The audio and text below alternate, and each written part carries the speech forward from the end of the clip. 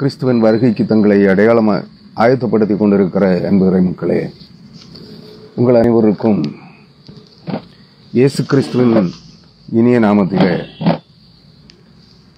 இந்த நாளுக்குரிய காலை வணக்கங்களையும் நல்வாழ்த்துக்களையும் உங்களுக்கு கூறிக்கொள்ளுகின்றேன். இந்த நாளிலே செய்திக்கு ஆயத்தமாக நான் தெரிந்து கொண்ட வேதவசனம் மத்தேயு எழுதின நற்செய்தி நூல் 24ஆம் அதிகாரம் 15ஆம் வசனம். அந்த வசனத்திலே ஆண்டவராகிய இயேசு கிறிஸ்து தானியேல் தீர்க்கதரிசியின் காலத்தில் முன்னுரைக்கப்பட்ட ஒரு தீர்க்க தரிசனத்தை எடுத்து காண்பிக்கிறதை நீங்களும் நானும் காண முடிகிறது. அது என்னவென்றால், ஆண்டவராகிய இயேசு கிறிஸ்து சொல்லுகிறார், தானியேல் தீர்க்கதரிசி சொல்லியிருக்கிறானே என்று சொல்லி அவர் முன்மொழிவதை, அந்த தானியேலுடைய தீர்க்க தரிசனத்தை எடுத்து காண்பிக்கிறதை நாம் காண முடிகிறது. மத்தேயு 24ஆம் அதிகாரம் 15ஆம் வசனம். மேலும் பாழாக்குகிற அருவருப்பை குறித்து தானியேல் தீர்க்கதரிசி சொல்லியிருக்கிறானே, வாசிக்கிறவன் சிந்திக்க கடவன். நீங்கள் அதை பரிசுத்த ஸ்தலத்திலே நிற்க காணும் போது. 16ஆவது வசனம், யூதேயாவில் இருக்கிறவள் மலைகளுக்கு ஓடி போக கடவர்கள் அப்படின்னு சொல்லி இன்னும் சில காரியங்களை சொல்றாரு. அப்படி என்ன தானியேல் தீர்க்கதரிசி முன்னுரைத்திருக்கிற தீர்க்க தரிசனம் அது என்ன என்று நாம் ஆராய்ந்து பார்க்கின்ற போது, ஒரு பாழாக்குகிற அருவருப்பு அது பரிசுத்த ஸ்தலத்திலே நிற்க காணும் போது என்று சொல்லுகிறார். அப்படியானால் ஆண்டவராகிய இயேசு கிறிஸ்து சொல்லுகின்ற வார்த்தையினுடைய பொருளர்த்தம் என்ன? அதை பரிசுத்த ஸ்தலத்திலே நிற்க காணுகின்ற போது. அப்படி என்றால் ஆண்டவராகிய இயேசு கிறிஸ்துவின் முதலாம் வருகைக்கு பிற்பாடு அந்த பாழாக்குகிற அருவருப்பு மகா பரிசுத்த ஸ்தலத்திலே நிலைநிறுத்தப்படும். தன்னை தேவன் என்று சொல்லுகிற ஒருவன் அங்கே கொண்டு போய் ஒரு விக்கிரகத்தை நிலைநிறுத்துவான். எங்கே? எருசலேம் தேவாலயத்தினுடைய மகா பரிசுத்த ஸ்தலத்திலே தன்னை தேவன் என்று, உலகத்தின் தேவன் என்று அறிமுகப்படுத்துகிற ஒரு சிலையை, அது பேசவும் கொல்லவும் அதிகாரம் உள்ளதாகிய ஒரு சிலை, பிரபஞ்சத்தின் தேவன் என்று அதை அடையாளம் காட்டி மகா எருசலேம் மாநகரிலே மகா பரிசுத்த ஸ்தலத்திலே எருசலேம் தேவாலயத்தின் மகா பரிசுத்த ஸ்தலத்திலே அதை பிரதிஷ்டை செய்வார்கள்.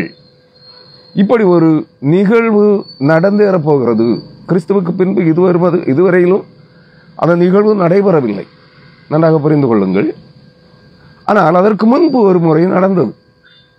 அதை நாம் கற்றுக்கொள்ள வேண்டும் என்றால், அறிய வேண்டும் என்றால், தானியேல் தீர்க்கதரிசியினுடைய புத்தகத்திற்கு வர வேண்டும். அதைத்தான் ஆண்டவராகிய இயேசு கிறிஸ்து சுட்டி காட்டுகிறார்.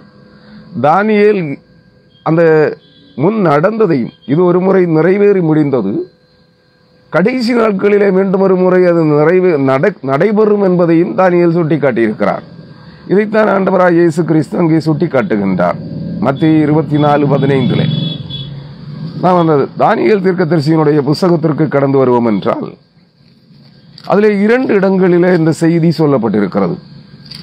தானியேல் தீர்க்கதரிசியின் புத்தகம் 8ஆம் அதிகாரம்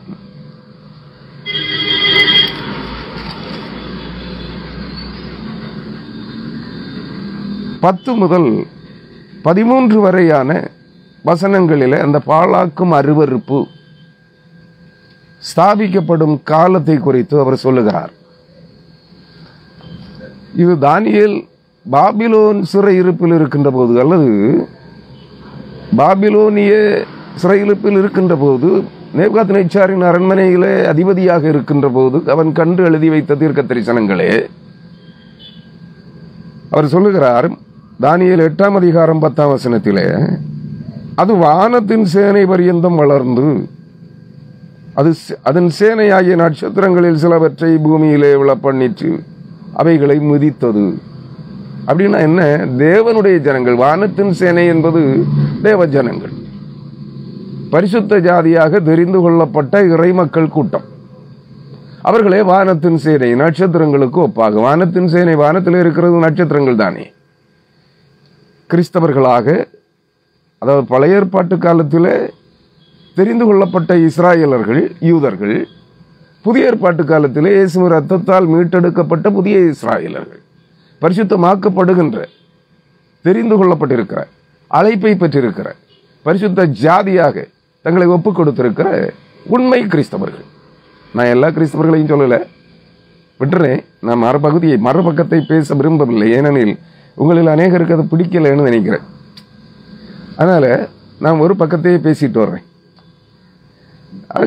உண்மை கிறிஸ்தவர்கள், உண்மை கிறிஸ்தவர்களை தான் இங்கே வானத்தின் சேனை என்று சொல்லப்படுகிறது. தேவனுடைய ஜனம், கிறிஸ்துவின் மந்தை. அது சேனையினுடைய அதிபதி பரியந்தமும் தன்னை உயர்த்தி, சேனையினுடைய அதிபதி என்பது யார்? இஸ்ராயலின் தேவனாகிய கர்த்தர். எருசலேம் மாநகரிலே ராஜாவாக பிரவேசித்தாரே, கழுதை குட்டியின் மேலேறி, கோவேறு கழுதையின் மேலேறி எருசலேம் மாநகரிலே, எருசலேம் தேவாலயத்திலே பிரவேசித்தாரே, அவர்தான் இஸ்ராயலின் சேனைகளின் அதிபதியாகிய கர்த்தர். அவருக்கு விரோதமாக தன்னை உயர்த்துகிறது. தன்னை உயர்த்தி அவரிடத்திலிருந்து அன்றாட பலியை நீக்கிற்று. அவருடைய பரிசுத்த ஸ்தானம் தள்ளுண்டது. நன்றாக புரிந்து கொள்ளுங்கள். மீண்டும் ஒரு முறை அதை நடைபெற போகிறது நான் சொல்லலை. தானியேல் தீர்க்கதரிசி அங்கே எழுதி வைத்திருக்கிறார். அதைத்தான் ஆண்டவராகிய இயேசு கிறிஸ்து எடுத்து கூறுகின்றார். நான் முதலாவது நிகழ்வை குறித்து, முதலாவது நடைபெற்ற நிகழ்வு, அது தானியேலுடைய அந்த தீர்க்க தரிசனத்தை முதலாவது உங்களுக்கு சொல்லுகிறேன். அதை பிற்பாடு 2 நிகழ்வுகளாக நான் பிரிக்கின்றேன். அதை அன்றாட பலி, எருசலேம் தேவாலயத்திலே தேவனுக்கு மகா பரிசுத்தமாக பரிசுத்த பலி செலுத்துதலை நிறுத்தியது. அவருடைய பரிசுத்த ஸ்தானம் தள்ளுண்டது. பாதகத்தின் நிமித்தம் அன்றாட பலியோடு கூட சேனையும் அதற்கு ஒப்புக் கொடுக்கப்பட்டது. நன்றாக புரிந்து கொள்ளுங்கள். அந்த மகாபாதகம், பாழாக்கும் அருவருப்பு அங்கே எருசலேம் தேவாலயத்தில் நிலைநிறுத்தப்பட்டபடியினாலே, ஸ்தாபித்தப்பட்டபடியினாலே அது மகாபாதகமாக, மகா அருவருப்பாக இருந்தது. தேவனுக்கு செலுத்தப்படுகிற பரிசுத்த பலி செலுத்துதல் அங்கே தடை செய்யப்படுகிறது. அது சத்தியத்தை தரையிலே தள்ளிற்று. அது கிரியை செய்து அனுகூலம் அடைந்தது. சத்தியம் எப்பொழுது தள்ளுபடியாயிற்று? இந்த வசனத்திலிருந்து நான் அதையும் கூட உங்களுக்கு சொல்லிடுறேன். சத்தியம் தள்ளுபடியாயிற்று, நியாயம் பின்னிட்டு அகன்றது, நீதி தூர விலகி நின்றது, யதார்த்தம் வந்து சேர மாட்டாமற் போயிற்று. பொல்லாப்பை விட்டு விலகுகிறவன் ஆபத்திற்கு உட்படுகிறான். ஏசாயா 59ஆம் அதிகாரத்திலே அந்த பகுதியை ஆண்டவர் கர்த்தராகிய தேவனாகிய கர்த்தர் ஏசாயாவின் மூலமாக முன்னுரைத்திருக்கிறார். நான் வாசிக்கிறேன் அந்த வசனத்தையும். ஏன்னா அந்த வசனத்தில் தானியேல் 8ஆம் அதிகாரம் 12ஆம் வசனத்தில் சத்தியத்தை தரையிலே தள்ளிற்று. எது? இப்பிரபஞ்சத்தின் தேவனாக நம்பப்படுகிற அந்த மகா பாழாக்கும் அருவருப்பு, அந்த பிசாசினுடைய சிலை சத்தியத்தை தரையிலே தள்ளிற்று. எங்கிருந்து? எருசலேம் தேவாலயத்திலிருந்து. இதை ஏசாயா தீர்க்கதரிசி முன்னுரைத்திருக்கிறார். தானியேலுக்கு சற்று முன்பு, ஒருவேளை 100 ஆண்டுகளுக்கு முன்பாக இருக்கலாம். ஏசாயா 59ஆம் அதிகாரம் 14-15 ஆகிய 2 வசனங்கள். நியாயம் பின்னிட்டு அகன்றது, நீதி தூரமாய் நின்றது, சத்தியம் வீதியிலே இடறி, யதார்த்தம் வந்து சேரமாட்டாமற் போகிற்று, சத்தியம் தள்ளுபடியாயிற்று, பொல்லாப்பை விட்டு விலகுகிறவன் கொள்ளையாகிறான். இதை கர்த்தர் பார்த்து நியாயமுல்லை என்று விசனமுள்ளவரானார். கர்த்தருக்கு விரோதமாய் பேசி, 13ஆம் வசனம், கர்த்தருக்கு விரோதமாய் துரோகம் பண்ணி பொய் பேசி எங்கள் தேவனை விட்டு பின்வாங்கினோம். இன்றைய இறைமக்கள் அனைவரும், இன்றைய இஸ்ராயலர்கள் உட்பட, யூதர்கள் உட்பட, கிறிஸ்தவர்கள் உட்பட, இந்த பூமியின் ஜனங்கள் அனைவரும் சத்தியத்தை புறம்பே தள்ளிவிட்டார்கள். யதார்த்தம், உண்மை பேசுதலை விட்டுவிட்டார்கள். நீதி நடப்பிக்கிறதை விட்டுவிட்டார்கள். நியாயத்தை புரட்டுகிறார்கள். நீதியை விலைக்கு வாங்குகிறார்கள்.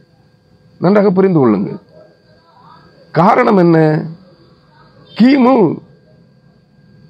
700ஆம் ஆண்டு வாக்கிலேயே இந்த தீர்க்க தரிசனம் உரைக்கப்பட்டு விட்டது. அந்த காலத்தில் இருந்தே அந்த தீர்க்க தரிசனம் நிறைவேறுதலுக்கு வருகிறது.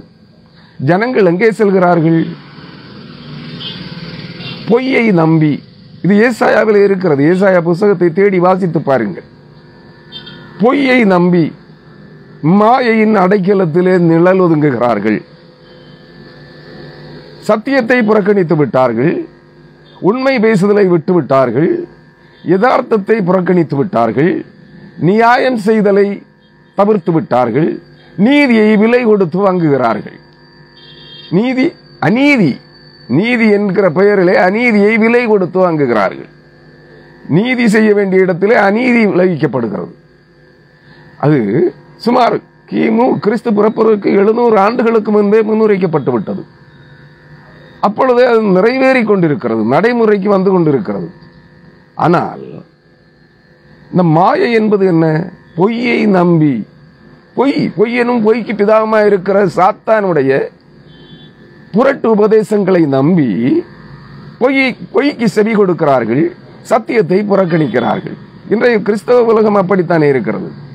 இன்றைய உலகம், பொதுவான உலகமும் அப்படித்தானே இருக்கிறது. பொய்யை நம்புகிறார்கள், சத்தியத்தை புறக்கணிக்கிறார்கள். பொய்யை நம்பி மாயையின் அடைக்கலத்தில் நிழல் ஒதுங்குகிறார்கள். மாயை என்பது என்ன? மாயை என்பது நிழல் தோற்றமாகிய பிசாசினுடைய இருளாகிய பிசாசினுடைய மாய தோற்றம். அந்த மாயை என்கிற இருள் தான் பிசாசு. அந்த மாயையிலே, பிசாசின் அடைக்கலத்திலே, மாயையின் நிழலொதுக்கிலே தஞ்சம் புகுந்து கொள்ளுகிறார்கள் என்று வேதாகமம் நமக்கு கற்பிக்கிறது. இங்கே தானியேல் என்ன சொல்லுகிறார்? சத்தியத்தை தரையிலே தள்ளிற்று. எது? இப்பிரபஞ்சத்தின் தேவன் என்று அழைக்கப்படுகிற ஒரு விக்கிரகம், ஒரு சிலை, மனித கரங்களால் உருவாக்கப்பட்ட ஒரு சிலை உண்மையை பொய்யாக்கி சத்தியத்தை புறக்கணித்து கீழே விழ தள்ளிட்டு தன்னை மாயையாகிய, ஒன்றுமில்லாத பொருளாகிய, பொய்யாகிய ஒன்றை இருப்பதாக தோற்றம் கொள்வித்து அங்கே நிலைநிறுத்துகிறது. அது கிரியை செய்து அனுகூலம் அடைந்தது. இப்ப நீங்க பார்க்கிறீங்க, இதெல்லாம் நான் விளக்க வேண்டிய அவசியம் இல்லை. உலகம் இன்று பொய்யிலே புரண்டு கொண்டிருக்கிறது. கிறிஸ்தவமும் அப்படியே. கிறிஸ்தவர்களும் சத்தியத்தை ஏற்றுக்கொள்வதாக இல்லை, உண்மையை பேசுவதாக இல்லை. பொய்யை மட்டுமே கர்ப்பந்தரிக்கிறார்கள், பொய்களை பிணைக்கிறார்கள், பொய்களை பேசுகிறார்கள். அதை பின்பற்றுகிற கூட்டம் ஒன்று.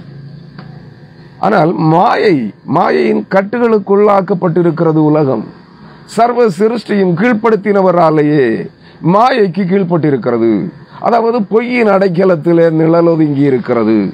அருமையானவர்களே, இந்த மாயையின் கட்டுகள் அறுக்கப்படுகின்ற போது, பொய்யின் அடைக்கலம் தகர்க்கப்படுகின்ற போது சத்தியம் திரும்பவும் வெளிப்படும். இதை நீங்கள் சங்கீதத்திலே படிக்கலாம். சத்தியம் பூமியில் இருந்து முளைக்கும், நீதி வானத்தில் இருந்து தாழ பார்க்கும். அது சத்தியமும் நீதியும் ஒன்றை ஒன்று முத்தம் செய்யும். தேவ நீதி வானத்திலிருந்து தாழ பார்க்கும். சத்தியமாகிய கிறிஸ்துவின் யதார்த்தம், உண்மை தன்மை பூமியிலிருந்து வெளிப்படும்.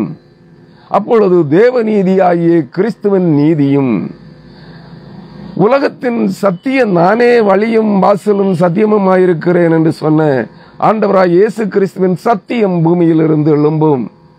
இரண்டு ஒன்றை ஒன்று, தேவ நீதியும் சத்தியமும் ஒன்றை ஒன்று முத்தம் செய்யும் என்று சங்கீதம் 84ஆம் அதிகாரத்திலே அந்த சங்கீதக்காரன் எழுதி வைத்திருக்கிறான். அதுவும் தீர்க்க தரிசனம் தான். நன்றாக புரிந்து கொள்ளுங்கள். அது ஒரு நாளிலே எழும்பும். அது எப்பொழுது எழும்பும் என்பதை உங்களுடைய நாட்களிலேயே எழும்பக்கூடும். என்னுடைய காலத்திலேயே, இதை கேட்டுக்கொண்டிருக்கிற உங்களுடைய காலத்திலேயே, இந்த தலைமுறையிலேயே இது வெளிப்படக்கூடும். அருமையானவர்களே, நன்றாக புரிந்து கொள்ளுங்கள். அப்பொழுது இந்த பொய்யை பின்பற்றுகிறவர்கள் எங்கே போவார்கள் என்று யோசித்து பாருங்கள். சத்தியம் வெளிப்படுகின்ற போது பொய் நிற்காது. வெளிச்சம் வரும்போது, ஜீவ ஒளி வெளிப்படுகின்ற போது இருள் விலகி ஓடும். அருமையானவர்களே, இங்கே தானியேல் சொல்லுகின்றார் 8ஆம் அதிகாரம் 12ஆம் வசனத்திலே, அது கிரியை செய்து பொய் அனுகூலமாயிற்று. உலகத்தை ஆக்கிரமித்துக் கொண்டது, உலக ஜனங்களை ஆக்கிரமித்துக் கொண்டது. 13ஆம் வசனம், பரிசுத்தவானாகிய ஒருவன் பேச கேட்டேன். அப்பொழுது வேறொரு பரிசுத்தவான் பேசினவரை நோக்கி, அன்றாட பலியை குறித்தும் பால்கடிப்பை உண்டாக்கும் பாதகத்தை குறித்தும் பரிசுத்த ஸ்தலமும் சேனையும் மிதிபட ஒப்பு கொடுப்பதை குறித்தும் உண்டான தரிசனம் எதுவரைக்கும் இருக்கும் என்று கேட்டான். அருமையானவர்களே, இந்த பகுதி அடுத்த பகுதியை நான் இதற்கடுத்த 2வது செய்தியில் தர்றேன், சரியா? அதனால அந்த பகுதியை இப்ப நான் வாசிக்கல. பாலாக்கும் அருவருப்பு மாபாதகம். இயேசு கிறிஸ்து சொல்லுகிறார், அது நீங்க பரிசுத்த ஸ்தலத்திலே நிற்க காணும் போது, அப்படின்னா இனி ஒரு தடவை அது வருது, அப்படித்தானே? இது ஆக்சுவலி என்னன்னா, தானியேல் 8ஆம் அதிகாரம் 12-13 இருக்கக்கூடிய மாபாதகம் இது ஏற்கனவே நிறுவப்பட்டாயிற்று, நிறைவேறியாயிற்று.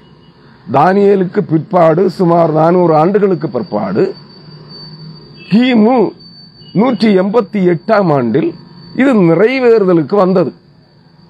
அப்பொழுதுதான் சத்தியம் தள்ளுபடியாயிற்று. எருசலேம் தேவாலயத்திலிருந்து அன்றாட பலி நீக்கப்பட்டது. எருசலேம் தேவாலயத்திலே இஸ்ராயேலின் சேனைகளின் தேவனாகிய கர்த்தர், சர்வலோக சிருஷ்டிகராகிய ஆண்டவர் அமர வேண்டிய அவருடைய சிங்காசனத்திலே, அவருடைய பலிபீடத்திலே பெண் பன்றி பலியிடப்பட்டது. அங்கே சிஎஸ் என்று சொல்லப்படுகின்ற ஜூபிட்டர் அல்லது சிஎஸ் என்று சொல்லப்படுகின்ற கிரேக்க தெய்வத்தினுடைய சிலை அங்கே பிரதிஷ்டை செய்யப்பட்டது. அதுதான் பாலாக்கும் அருவருப்பு. அது மீண்டும் ஒரு முறை நடப்பிக்கப்படும். இந்த மீண்டும் ஒரு முறை நடப்பிக்கப்படும் என்கிற செய்தியை இதே தானியேல் தீர்க்கதரிசியின் புஸ்தகம் 11ஆம் அதிகாரம் 31ஆம் வசனம் சுட்டி காட்டுகிறது. நான் இதை 2 செய்தியா தான் உங்களுக்கு தரப்போறேன்.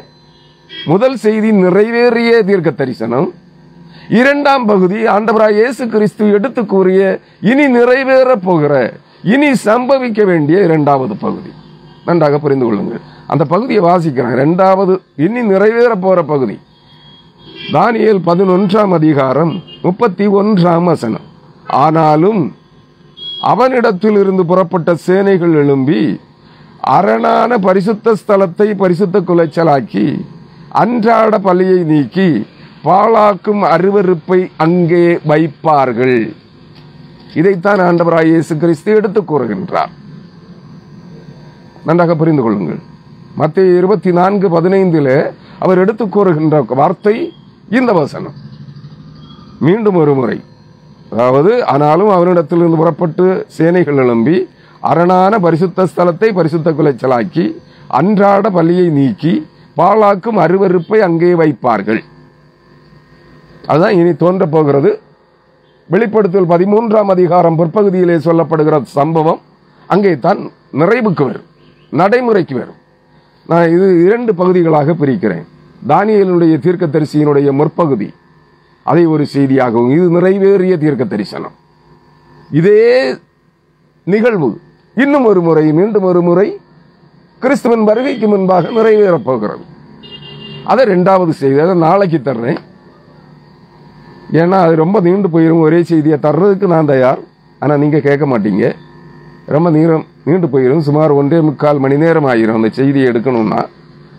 அதான் 2ஆக பிரித்து முதல் பகுதியை இன்றைக்கு தருகிறேன். இது என்னங்கிறத நீங்கள் வரலாற்று ரீதியா, வேதாகம சத்தியங்கள் வரலாற்று ரீதியாக, புவியியல் ரீதியாக நிறைவேறி இருக்கிறதை நீங்கள் அறிய வேண்டும். அதற்காக சொல்லுகிறேன். தானியேல் தீர்க்கதரிசியின் புஸ்தகம் 8ஆம் அதிகாரம் 12-13 ஆகிய வசனங்கள். பாதகத்து நிமித்தம் அன்றாட பலியோடும் கூட சேனையும் அதற்கு ஒப்பு கொடுக்கப்பட்டது. தேவ ஜனங்களும் கர்த்தருக்கு பலி செலுத்துகிற பரிசுத்த பணிவிடை அங்கே நீக்கப்படுகிறது. தேவ ஜனங்கள் சத்ருவின் கையில் ஒப்பு கொடுக்கப்படுகிறார்கள். சத்தியம் தள்ளுபடியாக்கப்படுகிறது, தரையிலே தள்ளப்படுகிறது. அது கிரியை செய்து அனுகூலம் அடைந்தது. என்னங்கிறத நான் உங்களுக்கு சொல்றேன். இந்த உலகத்திலே தோன்றிய 7 சாம்ராஜ்யங்கள் வீழ்ச்சி அடைந்து விட்டது. அதையெல்லாம் இப்போ திரும்ப விவரிக்க வரல. 1வது தலை எகிப்து, 2வது தலை அசீரியா, 3வது தலை பாபிலோனியா, 4வது தலை மேதியா பர்சியா, 5வது தலை கிரேக்கு, 6வது தலை ரோம், 7வது தலை இரும்பு திரை நாடு என்று பெயர் பெற்ற சோவியத் யூனியன், கம்யூனிசம். நன்றாக புரிந்து கொள்ளுங்கள். 8வது தலை இனி ஒன்று வரவேண்டிய இருக்கிறது. அதுதான் அந்தி கிறிஸ்துவின் ராஜ்யம். அந்த ராஜ்யம் தோன்றும் போதுதான் இந்த பாழாக்கு மறுவெறுப்பு மீண்டும் ஒரு முறை எருசலேம் தேவாலயத்திலே, இனி கட்டப்பட போகிற தேவாலயத்திலே நிலைநிறுத்தப்படும். அதையும் புரிந்து கொள்ளுங்கள். இப்போ இந்த 5வது தலை தோன்றியதே கிரேக்கு சாம்ராஜ்யம். அந்த கிரேக்க சாம்ராஜ்யம் கிமு 333 தோன்றியது. மாசுடோனிய மன்னன் பிலிப்புவின் மகன் அலெக்சாண்டர், மகா அலெக்சாண்டர், கிமு 333 ஆண்டு உலகம் அனைத்தையும், உலகத்தில் பெருவாரியான நாடுகளை தன் ஆளுகைக்குள் படுத்தினான். கிரேக்க பேரரசு. அவன் என்ன செய்தான்? கிமு 333 ஆட்சிக்கு வந்தவன் 4 ஆண்டுகளிலே அவன் மரித்து போகின்றான். கிமு 326 அவன் மரித்து போகின்றான். உலகத்தை ஒரு குடைக்குள் கொண்டு வந்தான். கிரேக்க பேரரசு என்ற பெயரிலே அவன் என்ன செய்கின்றான்? அவன் மரித்து போன பிற்பாடு, உங்களுக்கு தெரியும், வரலாற்றில் படித்திருப்பீர்கள், பஞ்சாப் அருகே இண்டஸ் வாலே, இண்டஸ் மலை என்கின்ற இந்துகுஸ் மலை பகுதியிலே ஆட்சி செய்து வந்த கொண்டபோரஸ் என்கிற மன்னனையும் அவன் தோற்கடித்து அவனுக்கு அந்த நாட்டை திரும்ப ஒப்படைத்து விட்டு சென்று விட்டான். இந்தியாவின் வடமேற்கு பகுதியிலே இந்துகுஸ் மலை, இன்றைய பாகிஸ்தான் உள்ளடங்கிய அந்த பகுதிகளிலே அதுவரையிலும் கொண்டபோரஸ் என்கிற மன்னனை, இந்திய மன்னனை தோற்கடித்து அவனுடைய வலிமையை, படை வலிமையை, அவனுடைய யுத்த வலிமையை கண்டு மகிழ்ந்து அவனுக்கு நாட்டை திருப்பி கொடுத்து விட்டு தன்னுடைய தேசத்திற்கு கடந்து சென்றான். அங்கே அவனை அலெக்சாண்ட்ரியா பட்டணத்திலே மரித்து போனான் என்று வரலாறு கூறுகின்றது. சுமார் 4 ஆண்டுகள், 333, 334, 335, 336 ஆண்டிலே அவன் மரித்து போகின்றான்.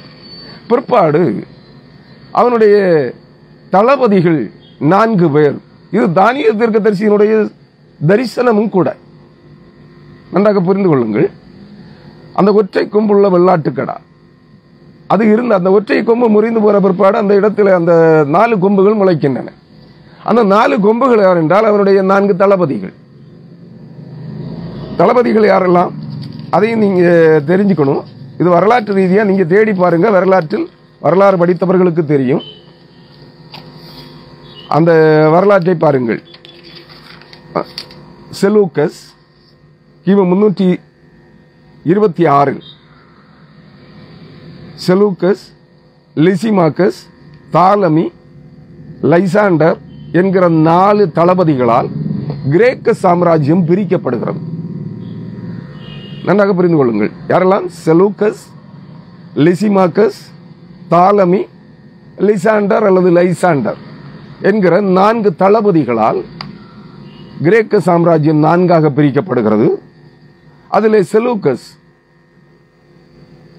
என்பவனுடைய வழிமரபை சார்ந்த அந்தியோகஸ் எப்பிபானஸ் என்கின்றவன் என்ன செய்கின்றான்? பாலஸ்தீன பகுதிகளை தாலமியிடமிருந்து வெற்றி வாகை கொண்டு பாலஸ்தீன பகுதிகள் அடங்கிய யூதேயாவை தன் ஆட்சிக்குள் கொண்டு வருகிறான். அவனுடைய 145, அதாவது கிரேக்க சாம்ராஜ்யத்தினுடைய ஆட்சி காலத்தில் அந்தியோகஸ் எப்பிபானஸ், 3ஆம் அந்தியோகஸ் எப்பிபானஸ் என்பவனுடைய கிரேக்க சாம்ராஜ்யத்தின் 145வது ஆட்சி ஆண்டில், கிரேக்க சாம்ராஜ்யத்தினுடைய 145வது ஆட்சி ஆண்டில்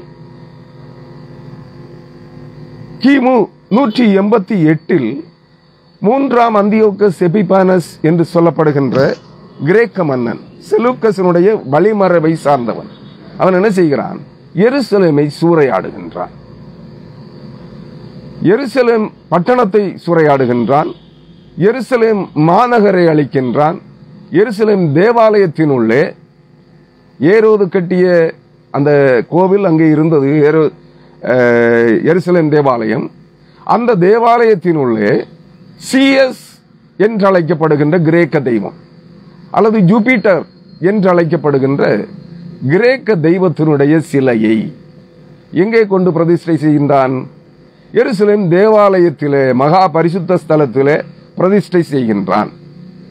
அங்கே தீட்டான விலங்குகளை, பன்றி, பெண் பன்றி முதலான தீட்டான விலங்குகளை சிஎஸ் விக்கிரகத்திற்கு பலியிடுகின்றான்.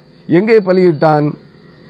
எருசலேம் தேவாலயத்தின் மகா பரிசுத்த ஸ்தலத்திலே இருக்கிற பலிபீடத்திலே பெண் பன்றியை பலியிட்டு அதை சிஎஸ் என்கிற விக்கிரகத்திற்கு படைக்கவும், அதை யூதர்களும் லேவியர்களும் ஆசாரியர்களும் இஸ்ரவேலர்களும் புசிக்கவும் கட்டளையிடுகின்றார். அங்கே கலவரம் முழுகின்றது.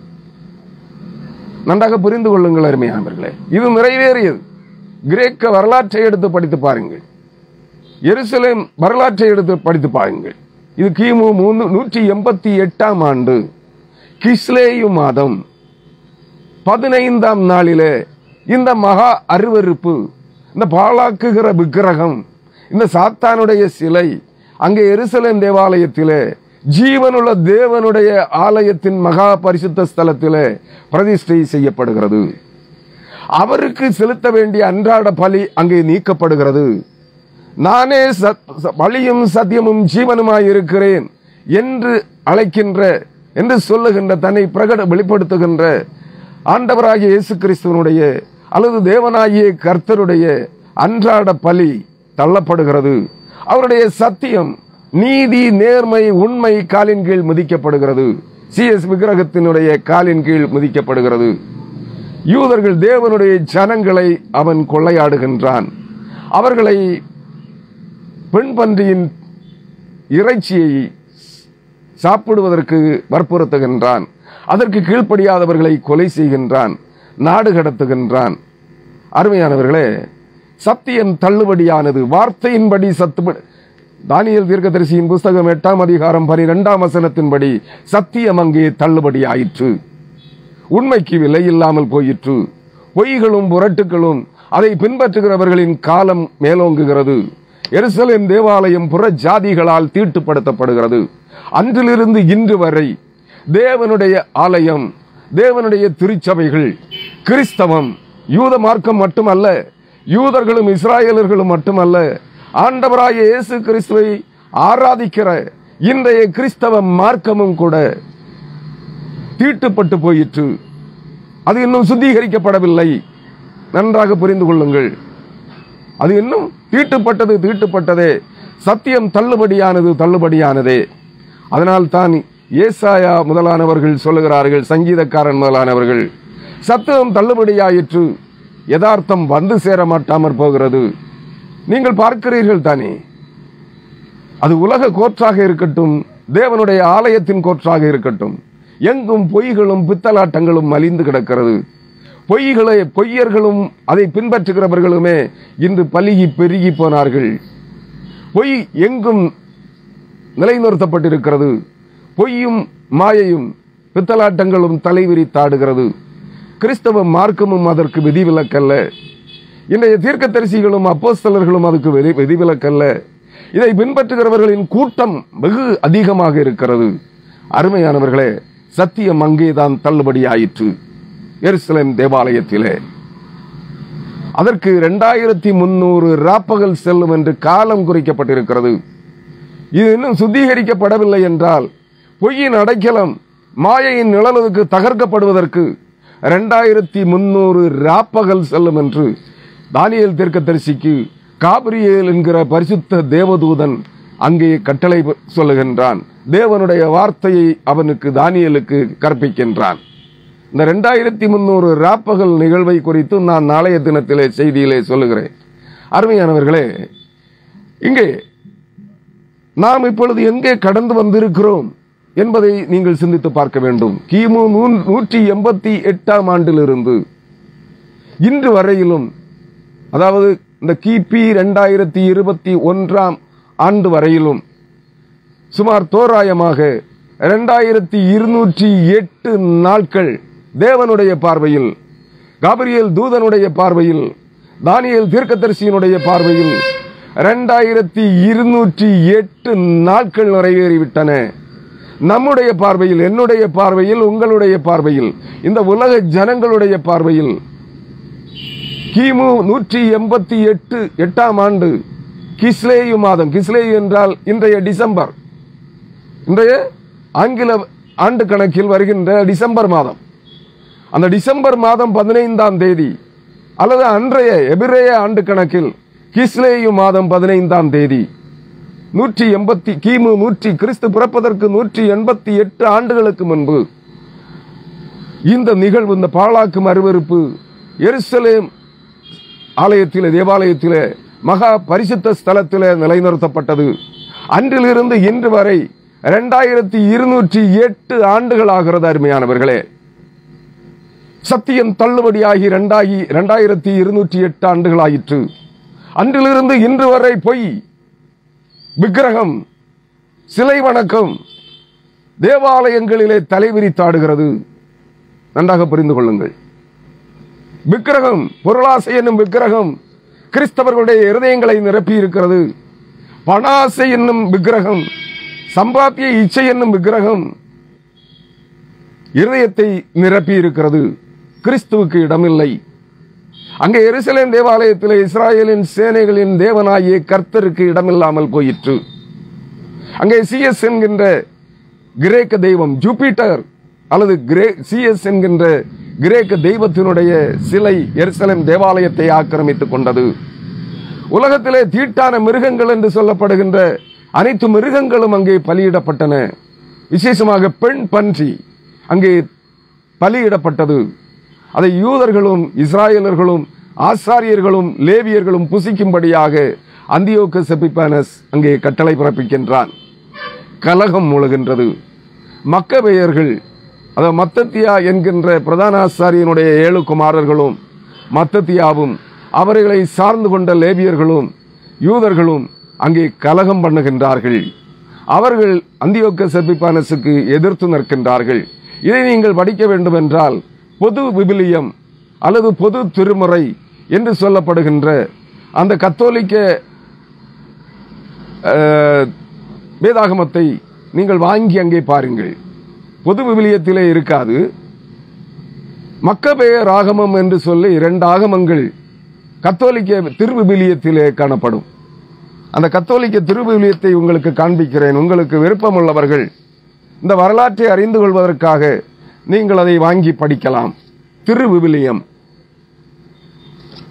திருவிவிலியத்திலே, கத்தோலிக்க திருவிவிலியத்திலே மக்கபேயர் ஆகமம், மக்கபேயர் 1ஆம் ஆகமம் 2ஆம் ஆகமம் என்று 2 ஆகமங்கள் இருக்கின்றன.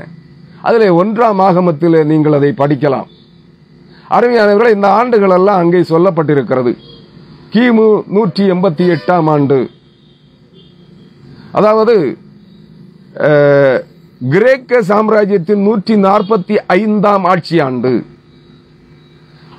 கிமு 188 என்பதை நீங்கள் அறிவதற்கு கிரேக்க சாம்ராஜ்யம் தோற்றுவிக்கப்பட்டது கிமு 333.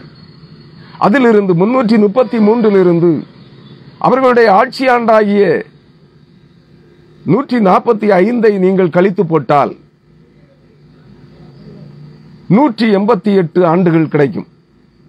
அருமையானவர்களே, நன்றாக புரிந்து கொள்ளுங்கள். கிமு 188ஆம் ஆட்சி ஆண்டல்ல, கிரேக்கர்களுடைய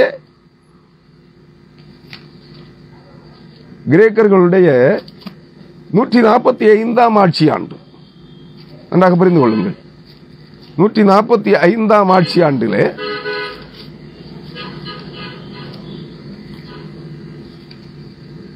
கிமு 188ஆம் ஆண்டிலே இந்த நிகழ்வு நடந்தேறுகிறது. தானியேலின் தீர்க்க தரிசனம் நிறைவேறுகிறது. அருமையானவர்களே, 2208 ஆண்டுகள் நிறைவேறிவிட்டது, முடிந்து விட்டது. இன்னும் சில காலம் 2300 ராப்பல்கள். அவர் சொல்லுகிறார், தானியேல் தீர்க்கதரிசி, தானியேல் 8ஆம் அதிகாரம் 14ஆம் வசனம், அவன் என்னை நோக்கி 2300 ராப்பகல் செல்லும் வரைக்கும் இருக்கும், பின்பு பரிசுத்த ஸ்தலம் சுத்திகரிக்கப்படும் என்றான். நன்றாக புரிந்து கொள்ளுங்கள். 2300 ராப்பகல் செல்லும் வரைக்கும் இருக்கும். இந்த 2300 ராப்பகல் என்பது நமக்கு, உங்களுக்கும் எனக்கும் 2300 வருடங்கள். இதான் கிறிஸ்துவன் வருகைக்கு காலத்தை நீங்கள் கணக்கு பார்க்க வேண்டும் என்றால் புத்தி உள்ளவன் கணக்கு பாருங்கள். கிமு 188 இருந்து சில வரலாற்றாய்வாளர்கள் சொல்லுகிறார்கள் கிமு 198 என்று, சிலர் சொல்லுகிறார்கள் கிமு 175 என்று. ஆனால் புள்ளி விவரங்களின் அடிப்படையிலே பார்க்கின்ற போது கிமு 188 கிஸ்லேவ் மாதம் 15ஆம் தேதி. அதிலிருந்து நீங்கள் ஒருவேளை 10 ஆண்டுகள் முன்ன பின்னே இருக்க வாய்ப்புகள் இருக்கிறது. வரலாற்றை எழுதினவர்கள் எதை எழுதி, இன்றைய வரலாற்று பொய்யும் புரட்டுமாகத்தானே இருக்கிறது வரலாறுகள். அந்த வரலாற்றிலே சிலர் எழுதுகின்ற கணக்கிலே நாம் எடுத்து பார்க்கின்றோம், அவ்வளவுதான். ஆனால் ஒன்றை மட்டும் புரிந்து கொள்ளுங்கள், சத்தியம் நிச்சயமாக வெளியே வரும். உண்மை உண்மையாகவே நீரூற்றைப் போல எழும்பி வரும். அதை மறந்து போகாதிருங்கள். சத்தியத்தை கை கொள்வதற்கு பிரயாசப்படுங்கள். இங்கே 2300 ராப்பகல், அதையும் கூட நான் உங்களுக்கு தெளிவுபடுத்துறேன். எப்படி 2300 ராப்பகல்கள் என்கிற 2300 நாட்களை ஒரு இரவும் ஒரு பகலும் சேர்ந்தது ஒரு நாள். 2300 இரவும் 2300 பகலும் சேர்ந்தது 2300 நாட்கள். இந்த 2300 நாட்களை நீ எப்படி 2300 ஆண்டுகள் என்று சொல்லுகிறாய் என்று நீங்கள் கேட்டால் நான் சில விளக்கங்களை உங்களுக்கு தருகிறேன். என்னன்னா, தேவனுக்கு ஒரு நாள், மனிதராகிய நமக்கு 1000 ஆண்டுகள். தூதனுக்கு ஒரு நாள், மனிதராகிய நமக்கு ஒரு ஆண்டு. நன்றாக புரிந்து கொள்ளுங்கள். இதை எசேக்கியேல் 4ஆம் அதிகாரத்திலே நீங்கள் படித்து பார்த்தீர்கள் என்றால், எசேக்கியேல் 4ஆம் அதிகாரத்திலே தேவனாகிய கர்த்தர் சுட்டி காட்டுகிறார். எசேக்கியேல் தீர்க்கதரிசியினிடத்திலே சொல்லுகிறார், நீ எருசலேம் தேவாலயத்தினுடைய வரைபடத்தை வரைந்து வைத்து, மண்ணிலே வரைந்து, அதிலே நீ என்ன செய், இஸ்ரவேல் ஜனங்களுடைய அக்கிரமத்தை 390 ஆண்டுகள் இஸ்ரவேல் ஜனங்கள் எகிப்திலே செய்த அக்கிரமங்களை, பாகாலை வழிபட்டு எகிப்தின் தேவர்களை வழிபட்ட அந்த அக்கிரமத்தை நீ என்ன செய்ய வேண்டும், 390 நாட்களாக நீ சுமக்க வேண்டும் என்று கட்டளையிடுகின்றார். எசேக்கியேல் 4ஆம் அதிகாரம். நான் உங்களுக்கு இந்த 2300 ராப்பகல்கள் என்ன, எப்படி கணக்கெடுக்கிறீர்கள் 2300 ஆண்டுகளாக என்று கேட்டால் நான் தருகிற விளக்கம் இதுதான். எசேக்கியேல் 4ஆம் அதிகாரம் 4ஆம் வசனம், நீ உன் இடது பக்கமாக ஒரு கழித்து படுத்து, அதன் மேல் இஸ்ரவேல் வம்சத்தாரின் அக்கிரமத்தை சுமத்திக்கொள். நீ அந்த பக்கமாய் ஒரு கழித்து படுத்திருக்கும் நாட்களின் லக்கத்தின்படியே அவர்களுடைய அக்கிரமத்தை சுமப்பாய். அவர்களுடைய அக்கிரமத்தின் வருஷங்களை உனக்கு நாள் கணக்காய் எண்ண கட்டளையிட்டேன். 390 நாட்கள் வரைக்கும் நீ இஸ்ரவேல் வம்சத்தாரின் அக்கிரமத்தை சுமக்க வேண்டும். இஸ்ரவேல் வம்சத்தாரின் அக்கிரமம் 390 வருஷங்கள். அது எசேக்கியேல் தீர்க்கதரிசிக்கு 390 நாட்களாக கொடுக்கப்படுகிறது. நீ திரும்ப அந்த நாட்களில் நிறைவேறின பின்பு மறுபடியும் உன் வலது பக்கமாய் ஒரு கழித்து யூதா வம்சத்தாரின் அக்கிரமத்தை 40 நாள் வரைக்கும் சுமக்க வேண்டும். ஒவ்வொரு வருஷத்துக்கு பதிலாக ஒவ்வொரு நாளை உனக்கு கட்டளையிட்டேன். நம்மை போன்ற மனிதர்களாகிய இஸ்ராயேலர்களுக்கும் யூதர்களுக்கும் ஒரு ஆண்டு, தீர்க்கதரிசிக்கு, தேவனுடைய தூதனுக்கு, அதாவது தேவனுடைய வாயாக இருக்கிற ஆசாரியன், சேனைகளின் கர்த்தருடைய தூதனுக்கும் தீர்க்கதரிசிக்கும் ஒரு நாளாக கொடுக்கப்படுகிறது. அதாவது தூதனுக்கும் தீர்க்கதரிசிக்கும் ஒரு நாள், நம்மை போன்ற மனிதர்களுக்கு ஒரு ஆண்டாக இருக்கிறது. இதன் அடிப்படையில் இஸ்ராயேலர்களும் யூதர்களும் 430 ஆண்டுகள் நடப்பித்த அருவருப்பு, தேவனை புறக்கணித்து அந்நிய தேவர்களை ஆராதித்த அந்த அருவருப்பின் அக்கிரமம் தீர்க்கதரிசிக்கு 430 நாட்களாக கொடுக்கப்படுகிறது. 390 கூட்டல் 40, 430 நாட்களாக கொடுக்கப்படுகிறது.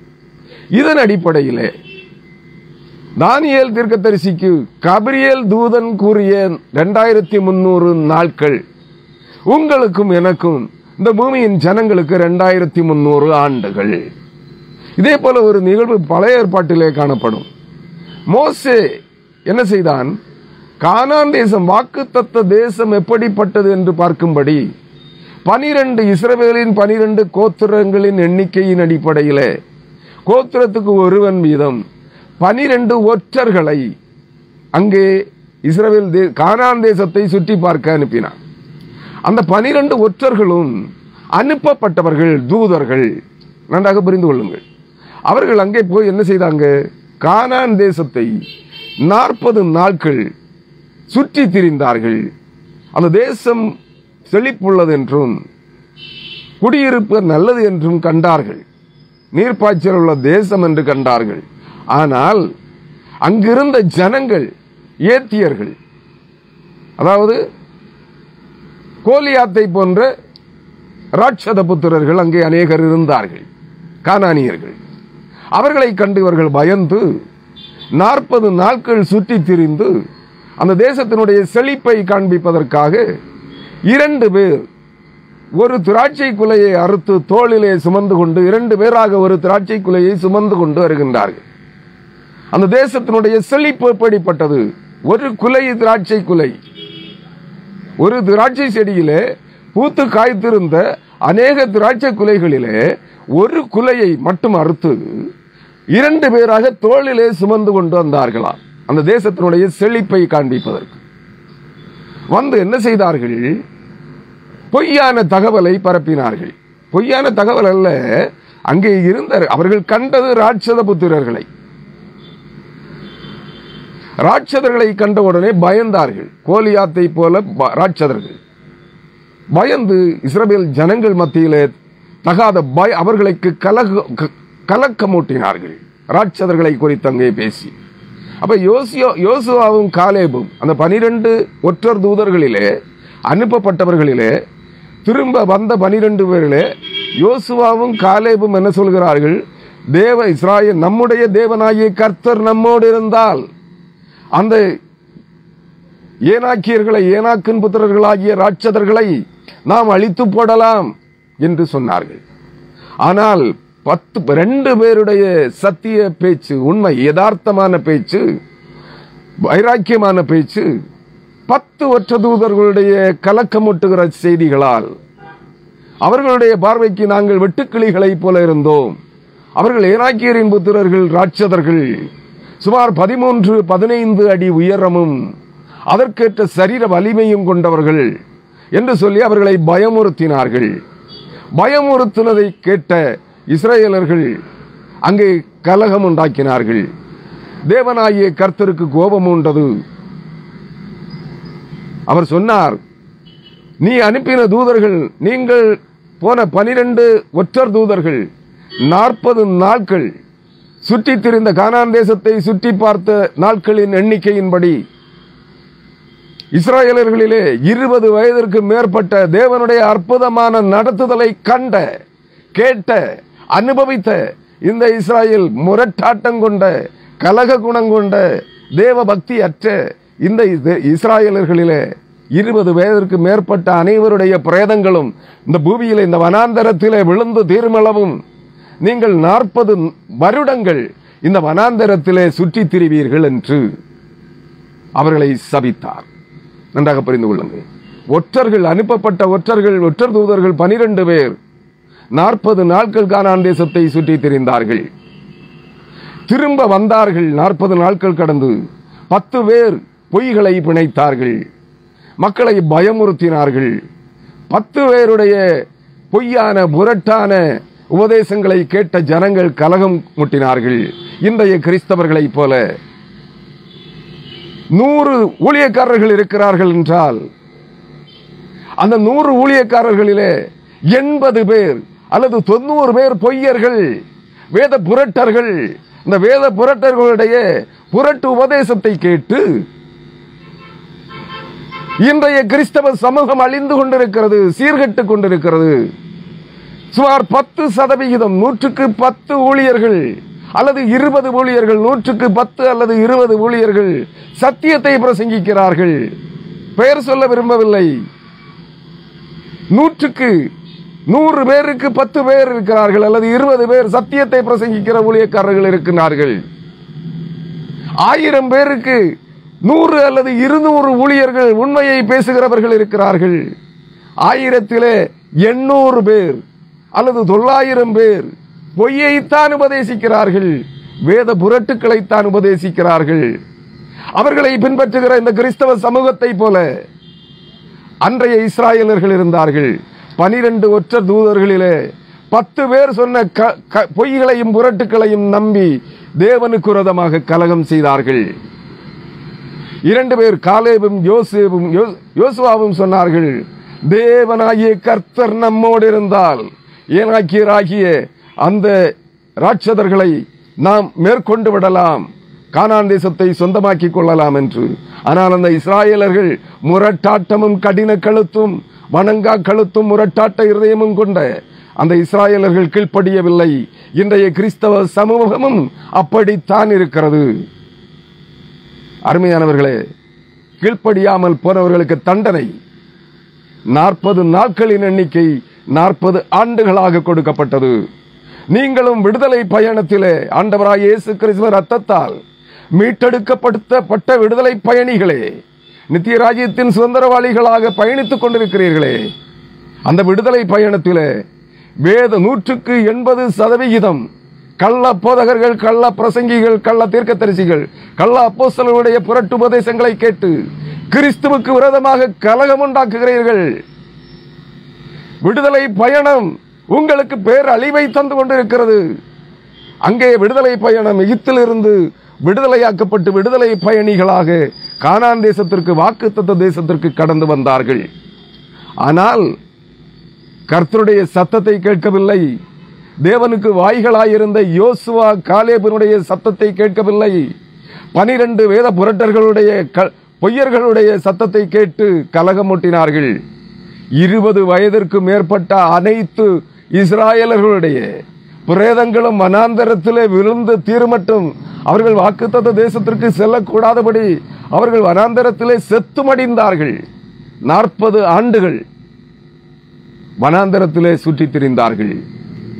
அன்பு கிறிஸ்தவனே, அன்பு கிறிஸ்தவம் பெண்மணியே, பக்தி வேடதாரிகளாயிராதிருங்கள், சத்தியத்திற்கு கீழ்ப்படியுங்கள். அதுபோல நீங்கள் இருக்க வேண்டாம். உங்களுடைய விடுதலை பயணம் நித்திய ராஜ்யத்தின் சுதந்திர வீதத்தை பெற்றுக் கொள்வதாக இருக்கட்டும். இஸ்ராயேலர்கள் வனாந்தரத்திலே 40 ஆண்டுகள் சுற்றி திரிந்து செத்துமடிந்தார்களே, அவர்கள் வாக்குத்தத்த தேசத்தை, கானான் தேசத்திற்குள்ளே பிரவேசிக்கவில்லை. அதுபோல ஆகிவிடாதிருங்கள். அருமையான விசுவாசிகளே, உங்களை நீங்களே சூர்தூக்கி பாருங்கள். இங்கே தானியேல் தீர்க்கதரிசியின் மூலமாக காபிரியேல் தூதன் உரைக்கின்றான். 2300 நாட்கள் செல்லும். உங்களுக்கும் எனக்கும் 2300 ஆண்டுகள். அருமையானவர்களே, இந்த 2300 ஆண்டுகளிலே கிமு 188 முதல் இன்று வரையிலும் 2020 கிபி 2021 வரையிலும் 2208 ஆண்டுகளை நாம் கடந்து வந்து விட்டோம். இன்னும் கொஞ்ச நாட்கள் இருக்கிறது. இன்னும் 92 ஆண்டுகள் இருக்கிறது. இதை நான் நாளைய தினத்திலே பிரசங்கிக்கிறேன். அதிலே ஆண்டவராகிய இயேசு கிறிஸ்து சொன்னார், மத்தேயு 24ஆம் அதிகாரம் 22ஆம் வசனத்திலே சொன்னார், தெரிந்து கொள்ளப்பட்டவர்களின் நிமித்தமாய் நித்திய ராஜ்யத்தின் விடுதலை பயணத்திலே பங்கெடுத்திருக்கிற இறைமக்களின் நிமித்தமாய் கொஞ்சம் நாட்கள் குறைக்கப்படும் என்றார். அந்த நாட்கள் எவ்வளவு, எப்படி இருக்கும், அந்த விக்கிரகம் எப்பொழுது நிலைநிறுத்தப்படும் எருசலேம் தேவாலயத்திலே என்பதையும், அந்த பாலாக்கும் அருவருப்பு எருசலேம் தேவாலயத்திலே மீண்டும் ஒரு முறை 2208 ஆண்டுகளுக்கு முன்பாக எருசலேம் தேவாலயத்திலே பிரதிஷ்டை செய்யப்பட்ட CS என்கின்ற அந்த கிரேக்க தெய்வத்தினுடைய அந்த விக்கிரகம் இன்னும் கடைசி நாட்களிலே மீண்டும் ஒரு முறை எப்பொழுது பிரதிஷ்டை செய்யப்படும், அந்தி கிறிஸ்து எப்பொழுது தன்னை தேவனாக காண்பித்து ஒரு சிலையை, ஒரு விக்கிரகத்தை, ஒரு உயிரூட்டப்பட்ட கம்ப்யூட்டர் மனிதனை எருசலேம் தேவாலயத்திலே இவனே பிரபஞ்சத்தின் தேவன் என்று எருசலேம் தேவாலயத்திலே நிலைநிறுத்த போகிறான் என்பதை தானியேல் தீர்க்கதரிசியின் புஸ்தகம் 11ஆம் அதிகாரம் 22ஆம் வசனத்தின்படியும் 31ஆம் வசனத்தின்படியும் ஆண்டவராய் இயேசு கிறிஸ்து கூறிய மத்தேயு 24ஆம் அதிகாரம் 22ஆம் வசனத்திலே அவர் கூறிய அந்த நாட்கள் குறைக்கப்படும் காலத்தையும் சுட்டிக்காட்டி உங்களுக்கு நான் நாளைய தினத்தில் அந்த செய்தியை தருகிறேன். அருமையானவர்களே, கேட்க மனதுள்ளவர்கள் கேளுங்கள், யோசிக்க மனதுள்ளவர்கள் யோசியுங்கள், மனம் திரும்ப மனதுள்ளவர்கள் மனம் திரும்புங்கள். நான் சொல்கிறேன் என்பதற்காக நீங்கள் யோசிக்க வேண்டாம், மனம் திரும்ப வேண்டாம். நீங்கள் விடுதலை பயணிகள். ஆண்டவராகிய இயேசு கிறிஸ்து ரத்தத்தாலே மீட்டெடுக்கப்பட்டு உங்கள் பாவ அக்கிரமங்கள், அருவருப்புகள், அசுத்தங்களை, துரிச்சைகளை கல்வாரி சிலுவையிலே கிறிஸ்து இயேசுவோடு கூட ஆணியடித்திருக்கிறீர்கள் என்பது உண்மையானால் நீங்கள் பரலோக ராஜ்யத்தின் விடுதலை பயணிகள். பரலோக ராஜ்யத்திலே தேவனுடைய ராஜ்யத்தினுடைய உரிமை பங்கை பெற்றுக் கொள்ளுகின்ற விடுதலை பயணிகளாக நீங்கள் கிறிஸ்தவர்கள் என்ற நாமம் தரித்து பெயர் தரித்து இருக்கிறீர்கள் என்றால், அருமையானவர்களே, இந்த செய்திகளை விசுவாசியுங்கள், வேத வசனங்களை ஏற்றுக்கொள்ளுங்கள், காலங்களை கணக்கு பாருங்கள். நாம் அந்த கடைசி நாட்களிலே நின்று கொண்டிருக்கிறோம். நம்முடைய காலத்திலேயே இவைகள் அனைத்தும் நிறைவேறி தீரப்போகிறது. கிமு 188ஆம் ஆண்டு நிறைவேறி தீர்ந்த அந்த பாழாக்கும் அருவருப்பின் சிலை நம்முடைய காலத்திலேயே எருசலேம் தேவாலயத்திலே நிலைநிறுத்தப்படும். மறந்து போகாதிருங்கள். அதற்கு முன்பே சபை எழுப்புதலிலே, சபை சீர்படுத்துதலிலே, சபை சுத்திகரிப்பிலே பங்காளிகளாக மாறுங்கள். ரட்சிப்பை சொந்தமாக்கிக் கொள்ளுங்கள், மீட்பை சொந்தமாக்கிக் கொள்ளுங்கள். ஆண்டவராய் இயேசு கிறிஸ்தாமே இதற்கென்று உங்களுடைய புத்தியை தெளிய பண்ணி, பொய்யின் அடைக்கலத்தை விட்டு உங்களை விலக்கி, மாயையின் நிழலுக்கை விட்டு உங்களை திருப்பி சத்தியத்திற்கு நேராக வழி நடத்துவாராக. ஆமென்.